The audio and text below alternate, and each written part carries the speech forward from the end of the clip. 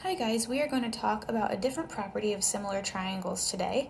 Last lesson we learned that similar triangles have all three angles the same. They could be different sizes, but as long as their three angles are the same measures, then they are similar. Another property today that we're going to talk about is that corresponding sides of similar triangles are proportional. And we're going to get into a little bit of what that means, but first, we're going to talk about something called a scale factor. So a scale factor is something that you multiply the sides of a triangle by in order to produce a new one. So let's say, given this triangle with side lengths of 3, 4.5, and 6 units, let's just say that I was going to multiply it by a factor of 2. And actually, you know what, I'm going to do this in green and you'll see why in a second. Let's say I was going to enlarge it by a factor of 2. That is what we call a scale factor. That 2, it's a scale factor. Because what I'm doing is I'm taking every side, I'm going to multiply every side by 2, and it kind of scales it up, so we say. So if I took 3 and I enlarged it by a factor of 2, my new side here would be 6. For 4.5 times 2, my new side here would be 9 units. And then my last side would be 12 units. So these two triangles would be similar because I took exactly these measurements, I multiplied by a scale factor, and I produced a totally new triangle. So as you may have noticed, when we went from this triangle to this one, we multiplied and it became larger. So this new triangle is larger than that one, and it's because of our scale factor. So there's certain things that you can multiply by to enlarge your figure. So enlarge just means making it larger. It's kind of in the word. So those numbers that you could multiply to enlarge a triangle would be things that are greater than 1. So like multiplying by 1.5 or 2 like we saw in this video, or even like 4 or 10 or anything that's larger than 1, it's going to make your figure larger.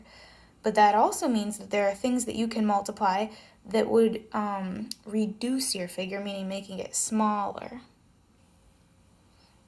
Okay, so reducing, it makes the figure smaller. And you might be thinking, what am I going to multiply by that would actually make something smaller? Well, the answer is any number between 0 and 1. So, for example, if I multiply something by a half, also known as 0.5, that would take whatever length that you had and it would cut it down in half.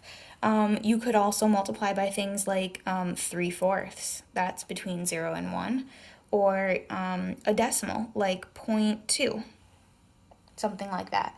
Any of these numbers are actually going to take a figure and make it smaller. And then the last case that we have for scale factors would be what we call preserving. So you may have heard of like preserving jams or preserving history or different things like that. Preserving means to keep something the same. So when we're talking in math about preserving and scale factors that preserve, there's something that would keep the figure the same size. And really, there's only one number that you could multiply by to keep something the same size, and that's 1. Anytime that you multiply by 1, your figure is going to stay the same size. Now, 1 might be written a little bit creatively, like you might be multiplying by 7 over 7, because 7 divided by 7 makes 1. Or maybe by 0.6 over 0.6. Again, that would still make the number 1. So these scale factors would preserve a figure. Let's look at a few examples. Okay, let's say that you were given this triangle and you were asked to make a similar triangle by using a scale factor of 4.5. Would this reduce, enlarge, or preserve the figure? If you said enlarge, you would definitely be right. This is a number that's going to multiply and make all of these larger. So if I do 2 times 4.5, I'm going to get 9. If I do 3 times 4.5, I get 13.5. And then if I do 5 times 4.5, I get 22.5. You can see that all of these measurements are larger than what they were before, so that's an enlargement.